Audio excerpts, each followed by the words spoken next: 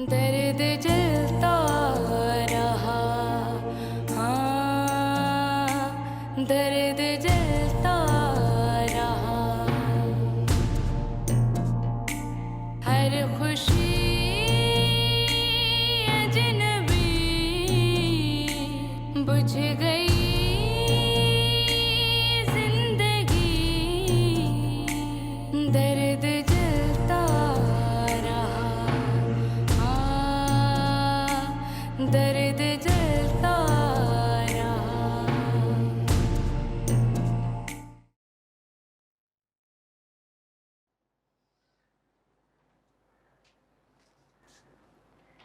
बख्श खान, बख्श खान, बख्श खान। क्या बात है शमा, बहुत खुश नजर आ रही हो।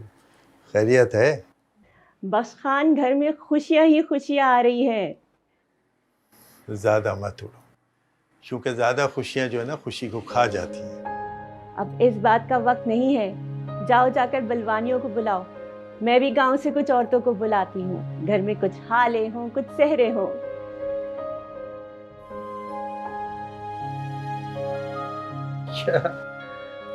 सफेद मथे में उम्मीद कर बैठी हो क्या?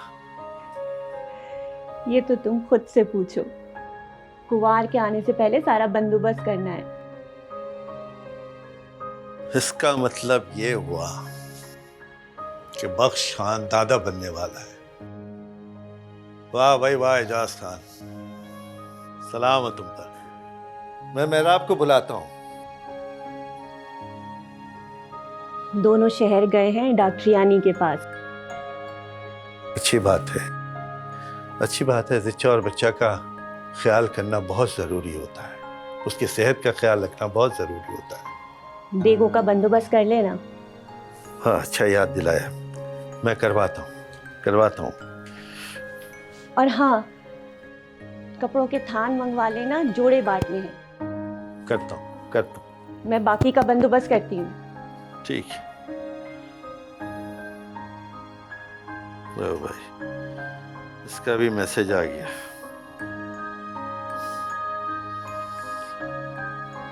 बख्शान, पूछे की खबर? हाय हाय, अल्लाह करे ऐसा ही हो मलूक की अब्बा। मुझे लगता है हमारे दिन अब अच्छे आने वाले हैं। वो कैसे? कहीं से खजाना मिल रहा है क्या? अगर मिल भी रहा है तो कहाँ से मिल रहा है? हवेली, मुझे तो लग रहा है कि हवेली में हमारा खजाना तैयार हो रहा है। अच्छा, वो कैसे? अरे वो छोटे सरकार है ना, उनकी कुंवार उम्मीद से होगी। 9-10 महीने तो कोई ना कोई रस्म जरूर करेंगे। अगर उनके यहाँ बेटा पैदा हो जाता है फिर तो छोटे सरकार अपनी शान शौकत दिखाने के लिए कुछ ना कुछ तो करेंगे ना। हाँ, वो लोग जश्न तो मनाएंगे ना। कर्जे लेकर भी जश्न मनाएंगे। हो सकता है वो हफ्ता भर जश्न चलता रहे। वाह वाह। अल्लाह करेगा, अल्लाह करेगा। लेकिन एक बात मुझे सूझ रही है। फिर कौन सी बात? कुछ बड़ी बेगम साहिबा है ना, मुझे पता चला है उसको कोई बहुत बड़ी बीमारी लाक है। नहीं नहीं नहीं, ये तुम्हारी गलत फहमी है। वो तो चाको चौबंद लगी पड़ी है। कल तो मैंने उसे अपनी आंखों से देखा है। अरे तुम्हें अंतर की बात बता रही हूँ, देख लेना 2 दिन के बाद अस्पताल दाखिल होगी। जैसे वो बुजुर्ग बड़ी हो गई है, लेकिन तुम उसके मरने का क्यों इंतजार कर रही है? ऐसा न हो कि हम में से कोई गुजर जाए। खुदा ना करे, खुदा ना करे। देखो सोनी, उनके लिए भी अच्छा सोचना चाहिए। लालच बुरी बात है। मैं लालच थोड़ी कर रही हूँ, मैं तो अपने बच्चों का सोच रही हूँ। जो भी करती हूँ ना, तुम बाप बेटे दोनों कमाई हराम कर देते हो। पाई पाई करके जोड़ती हूँ, कुछ ना कुछ लेती हूँ, लेकिन नहीं, तुम्हारे पास कद्दूर ही नहीं है, बस ऐसे ही उड़ा देते हो। कुछ इस बात पे गौर किया है तुमने? चलो छोड़ इस बातों को, खाना ले, अब बड़ी भूख लगी है। उठो। तुम्हें तो खाने की पड़ी है, बस खाना हो हाँ। मुझे मुस्तकबिल की पड़ी है और खाने की पड़ी है। लेकर आती हूँ तो बाहर।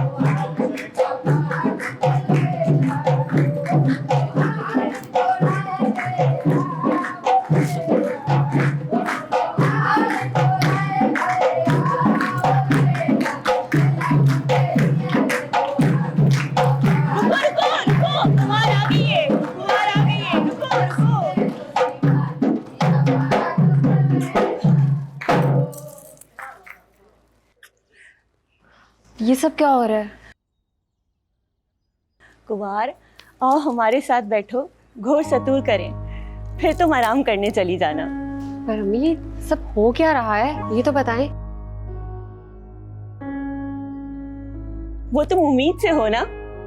आपको किसने कहा? वो तो खुराक और हवा की तब्दीली की वजह से मेरे मेदे में तकलीफ हुई थी। मैंने मेडिसिन ली है और अब बिल्कुल ठीक हूँ मैं।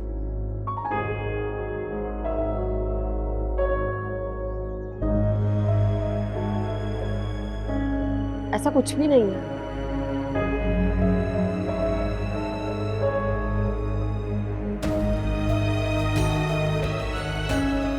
वो उम्मीद से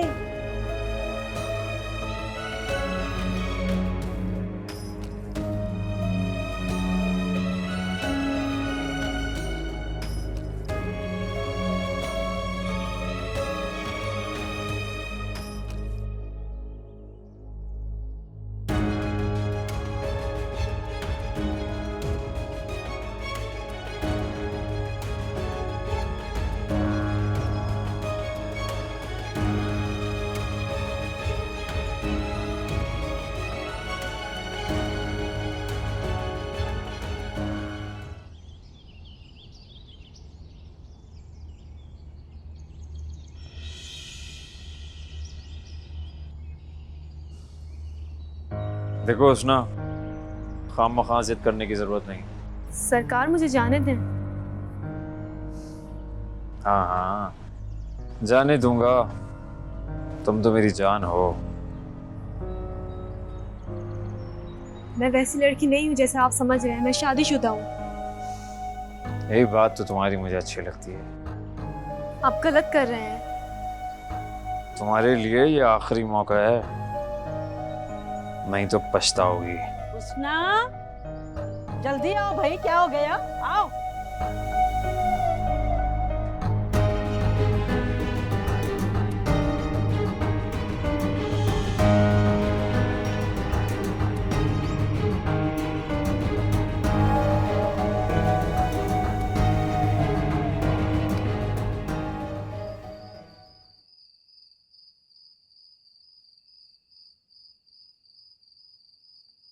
ओह,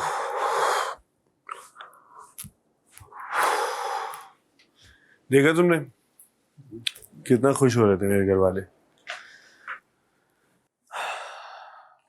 तुम ये बताओ, तुम्हें कैसा लगा? बहुत बुरा। क्या मतलब?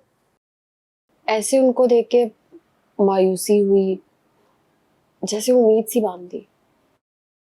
उम्मीद पे तो ये पूरी दुनिया कायम है। तुम्हारा डिनर का प्लान तो कैंसिल हो गया। हाँ नहीं नहीं, हम कल चले जाएंगे। मेरा मूड नहीं। फिर एक काम करते हैं ना, हम बाहर घूमते हैं। मैंने तुम्हें बताया था ना, यहाँ पे बहुत खूबसूरत खेत है, बागात हैं, यहाँ का लैंडस्केप बहुत ही प्यारा है। तो हम बाहर चलते हैं। सच्ची बात है कि मैं ये सब घूमना चाहती हूँ, लेकिन तुम्हारी एक बात अभी तक ज़हन में अटकी हुई है। कम ऑन यार, छोटी सी बात है, मेरी इतनी सी ख्वाहिश है ये, तुम उसके लिए कॉम्प्रोमाइज नहीं कर सकती? इजाज, एक बात कहूँ? बिल्कुल, बताओ। इजाज, ये जो मर्द होते हैं ना, इनकी ख्वाहिशात कभी टिकी नहीं रहती। ये बिल्कुल बरसात की तरह होती हैं, कभी सरसब्ज खेत को डबो देती हैं तो कभी धूप में बरसती हैं। लेकिन मैं इन जैसों में से नहीं हूं। मेरा भी यही ख्याल है, लेकिन छोड़ो, तुम उठो और फ्रेश हो जाओ, फिर डिनर करते हैं और तुम फिर आराम कर। तो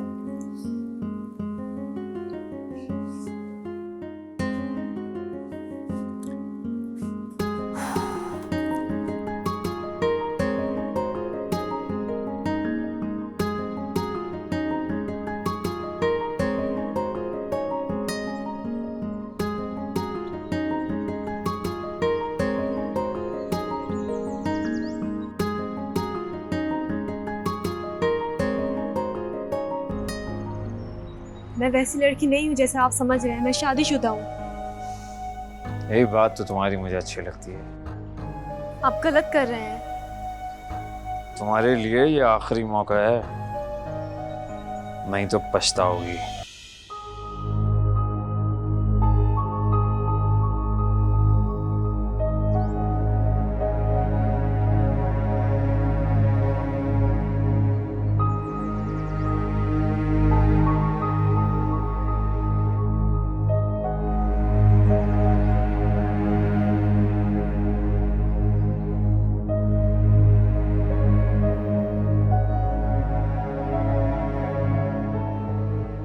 क्या बात है उसना? एक दो दिन से देख रहा हूँ चुप चुप हो। नहीं तो मुझसे मत छुपाओ, मुझे बता दो। ऐसे ही बस। फिर अम्मा ने कुछ कहा? मैं चाची की किसी बात का बुरा नहीं मानती मुझे। वादे के मुताबिक मजदूरी नहीं दी मैंने, यही बात होगी फिर। तो मैं उदास देखा तो कल पैसे बचा लिए थे मैंने। अल्लाह की कसम, कल ना जुआ खेला है और ना नशा किया है। नहीं मलू, ऐसी कोई बात नहीं है। मेरे लिए तो बस इतना ही काफी है कि तुम काम पे जा रहे हो, काम कर रहे हो। मुझे अफसोस बस तब होता है जब तुम चाचा चाची के आगे हाथ फैलाते हो, वरना मुझे ना दो, बस तुम काम करो, मेरे लिए काफी है। सच्ची बात तो ये है कि मुझे इससे कोई फर्क नहीं पड़ता, बेटा हो या बेटी। मैं तो बस ये चाहता हूँ कि कोई मुझे भी बाबा कहे।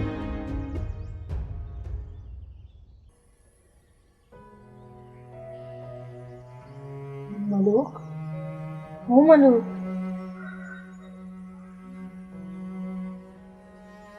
पहली दफा तुम्हें इस तरह देख रहे हो। मुझे तो लगता था कि तुझे कोई परवाह ही नहीं है।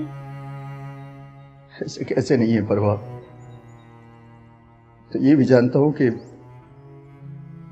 तुम इस रोग को छुपाए फिरती हो, ना कुछ कहती हो मुझसे और ना कभी शिकवा किया है। भले तुम मुझे ना बताओ, लेकिन मैं देख रहा हूं कि हवेली में भी उदास घूम रही थी तुम। मैं ये जानता हूं कि जब हवेली से आती हो तो बहुत खुश होती हो। मलूक, अल्लाह बहुत बड़ा मेहरबान है, वो हमारी आस और मुराद जरूर पूरी करेगा। कहते हैं कि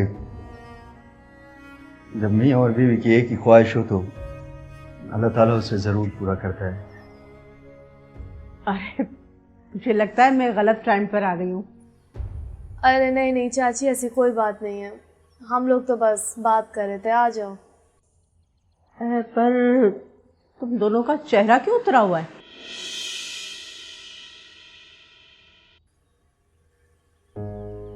वो कल हवेली से कुछ नहीं मिला ना, तो उसी सिलसिले में बात कर रहे थे। हाँ, मुझे पता है, सारा पता है। मल्लुक और इसके अब्बा को कुछ न मिले ना तो सारा दिन ये पैसे के पीछे नूस नूस नूस नूस करते रहते हैं। कहते हैं पैसा बू पैसा बू पैसा बू, सारा दिन इनका यही काम है। हाँ चाची, मैं मलूक को कह रही थी कि मुझे हवेली से कुछ नहीं मिला, कह रहा था तलाशी दो तलाशी दो। मलुक, बेटा तुम उठो उठो, जाकर काम पे लगो। मुझे और हुस्ना को घर का भी तो काम करना है ना।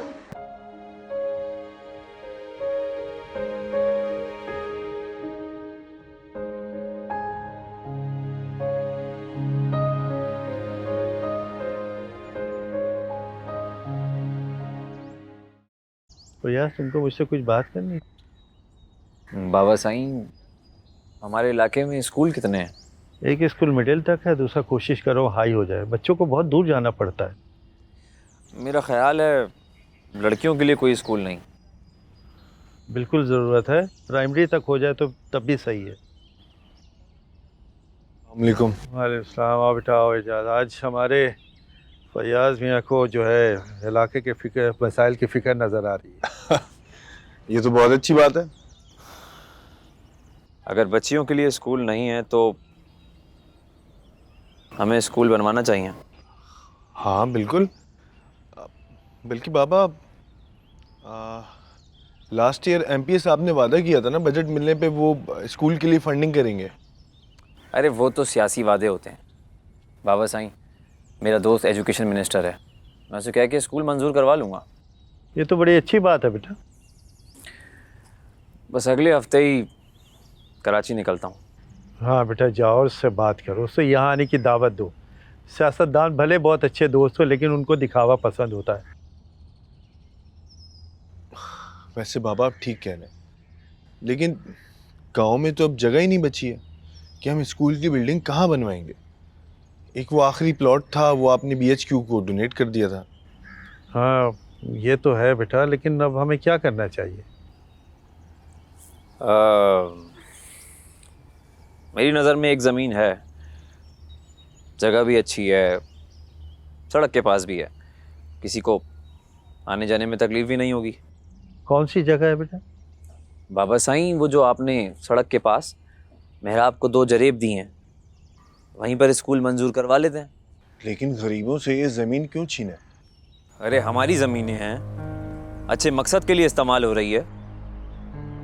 ये जमीन हमारे दादा ने उन्हें बख्शी थी, और जब बाबा ने आज तक ये जमीन उनसे नहीं मांगी तो हम कौन होते हैं जमीन लेने वाले?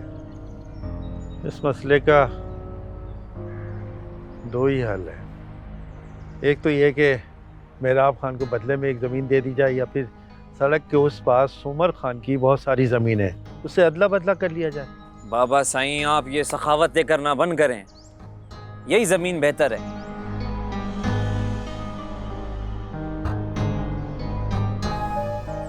इतने साल से मेहराब के पास है, जितनी खानी थी उसने खा ली, काफी है उसके लिए।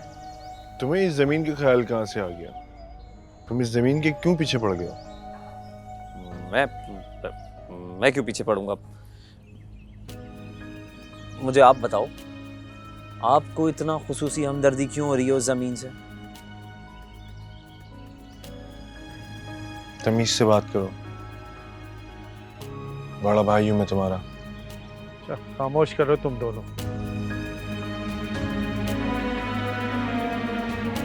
मैं इस मसले का खुद ही कोई हल निकाल लेता हूँ।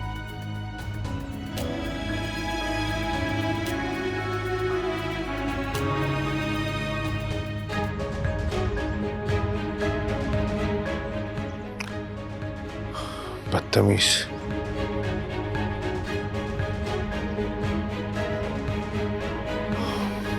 अब आपने देखा?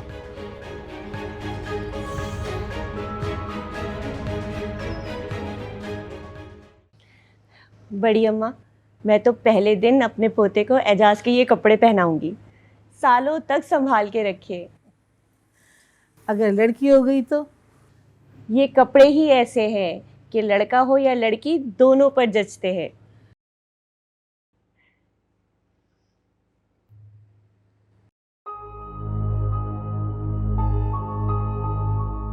ये क्यों मुंह सुजा कर जा रहा है? बाप से या भाई से झगड़ा किया होगा इसने।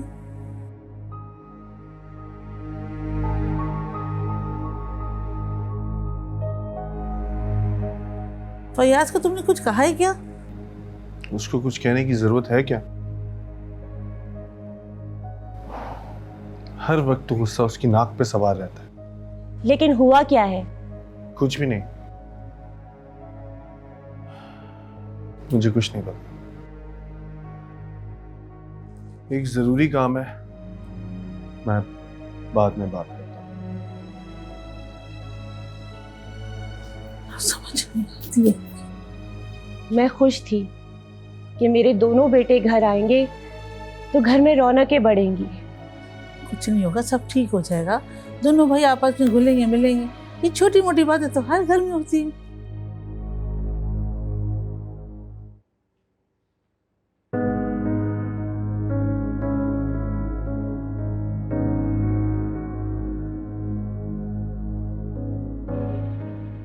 क्या हुआ?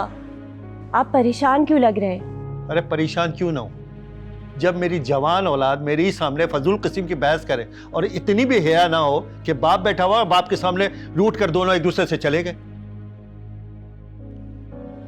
मैं ये सोच रहा हूं शमा कि मैं अगर नहीं रहा तो किस तरह ये लोग आपस में रहेंगे। अरे कैसी बातें कर रहे हो बेटा? अल्लाह रब्बुल इज्जत तुम्हारी लंबी हयाती दे। नौजवान बच्चे हैं, खून गर्म है, और फिर अलग अलग भी तो रहे ना ये लोग। जितना आपस में मिलके रहेंगे सब सही हो जाएगा। और पता है ये वक्त है ना बहुत बड़ा उस्ताद है, सब सिखा देगा, फिक्र ना करो। इसका मतलब ये हुआ अम्मा कि ये लोग मुझसे कुछ नहीं सीख पाए। लेकिन हुआ क्या है? और होना क्या था शमा, दोनों अपनी अपनी जगह सही बात कर रहे थे, लेकिन मजे की बात ये देखो कि दोनों एक दूसरे की बात समझने के लिए तैयार ही नहीं थे। अरे बात क्या है मुझे तो पता चले ना। अम्मा फयाज चाह रहा है कि लड़कियों का एक स्कूल खुल जाए, बस। जरा भी शर्म हया नहीं है। कि बाप के सामने किस तरह से बात की जाती, कैसे बैठा जाता है। दोनों अपनी अकड़ में चल रहे हैं। अरे आजकल के बच्चों को कौन समझाए, नहीं समझते किसी की बात ये लोग।